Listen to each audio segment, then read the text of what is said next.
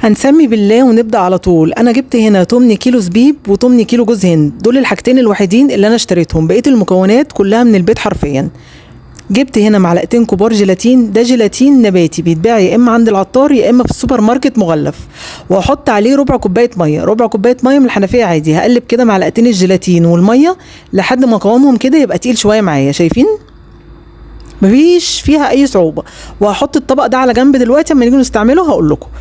وجبت كده حله صغيره حطيت فيها كوبايه سكر، تلت كوبايه ميه، 3 معالق كبار عسل الجلوكوز. عسل الجلوكوز احنا جبناه وقلنا هنعمل بيه حلويات المولد كلها، وحتى لو مش هتعملي بيه مثلا كل حلويات المولد هو كده كده ما بيخسرش، يعني انت حتى لو جايباه له وصفه واحده نستعمله في بسبوسه في حاجات كتير.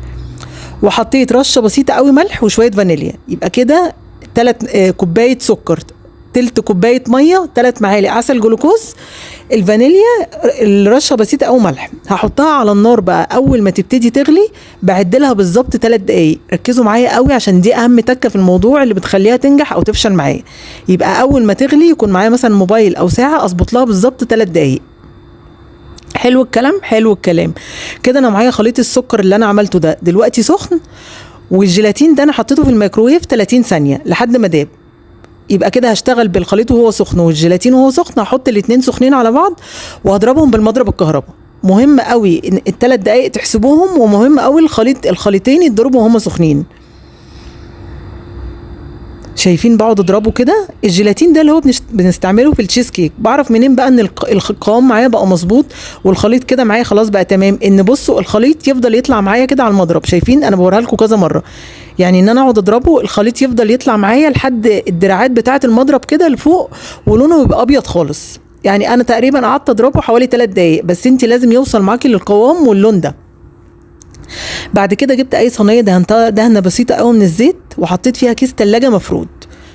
دهنة الزيت دي بتخلي كيس التلاجة يلزق فيها كده، فلما احط فيها القشطة تطلع معايا مظبوطة، ما يطلعش فيها فراغات ولا اي حاجة مكرمشة ولا اي حاجة، يعني كأني بلزق كيس التلاجة كويس. لو في ستريتش كمان يبقى احلى. بعد كده بنفس الفرشة اللي دهنت بيها الزيت من غير ما احط فيها زيت تاني ولا حاجة، مسحة بسيطة خالص برضو فوق كيس التلاجة زيت. شايفين السهولة؟ انا عايزة اقول لكم القشطة دي بتتباع في بعض المحلات ب 300 جنيه، يعني ليه الصراحة انا مش عارفة. حطيت برضو رشة جوز هند. ركزوا معايا هنا بقى في الترتيب قوي، بحط جوز الهند، بحط رشة وفيرة يعني كده، وبعد كده الزبيب، وبعد كده بصب الخليط. اوعوا تحطوا الزبيب الاول قبل جوز الهند، لانكم لو حطيتوا الزبيب الاول مش هيلزق، هتيجوا تقطعوها هتلاقوا الزبيب كله نطر بره. دي تكة مهمة قوي. يعني جوز الهند رشة وفيرة كده، وبعد كده الزبيب، وبعد كده الخليط. ركزوا معايا. بعد كده بقى دلوقتي بعمل عكس اللي انا عملته تحت. هنا بقى بحط الزبيب فوق الوش، بحط العكس، بحط الزبيب الاول عشان يلزق وبعد كده جوز الهند. يعني انا ما بعملش فيديو والسلام كده والله يا جماعه، انا بيبقى اهم حاجه عندي الناس تجرب الوصفه وتنجح وتتبسط بيها، حقيقي والله ده بيبقى اهم حاجه عندي.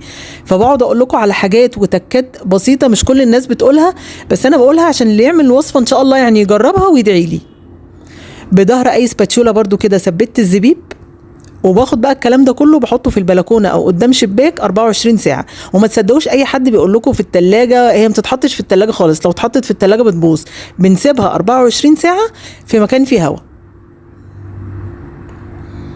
انا عملتها مثلا الساعه 1 بالليل مثلا، قطعتها تاني يوم الساعه 4 العصر كده، بس انتوا برضو قعدوا 24 ساعه.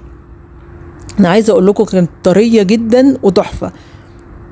قطعيها بقى بالحجم اللي انت تحبيه. لو عايزه تعملي السمك اتخن من كده يبقى تعمليها في حاجه اضيق من اللي انا عملتها، يعني تعمليها في حاجه اقصر واضيق. عايزاها كده تعمليها في صينيه زي كده. بعد ما بقطعها بحط بقى ال4 جوانب دول كده في جوز الهند.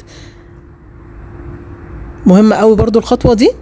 انا عايزه اقول لكم هي كده خلاص خلصت معانا، ما اتكلفتش حرفيا ولا حاجه، يعني الميه من الحنفيه وهم شويه الجيلاتين. بصوا بقى جوز الهند بحاله ال8 كيلو ما استخدمتش منه 3 4 معالق، والزبيب اتبقى منه حوالي نص كوبايه. دي تتباع ب 300 جنيه ليه بس حد يفهمني؟ هي اصلا حرفيا ما اتكلفتش حاجه خالص، يعني هم بس شويه الزبيب. شوفوا انا عامله مقدار صغير وطلع معايا ما شاء الله كمان كميه كويسه. شايفين لونها وشكلها وطريانها بجد تحفة. ما تفرقش اي حاجة عن بتاعت بره، يعني لو فرقت دي كمان احلى. هي قوامها كده بيبقى عامل شبه المارشميلو كده شويه. شكلها ما شاء الله روعه، وطعمها كمان حقيقي تحفه. عايزه اوريكم كمان بقى قوامها ومطتها شكلها عامله ازاي. بصوا ما شاء الله طريه جدا، وبصوا لما بقطعها عامله ازاي. شايفين المطه؟ ما فيهاش والله يا جماعه ولا صعوبه ولا تكلفه ولا جهد ولا اي حاجه. جربوها واكتبوا لي رايكم في التعليقات، ولايك وشير لو عجبكم الفيديو.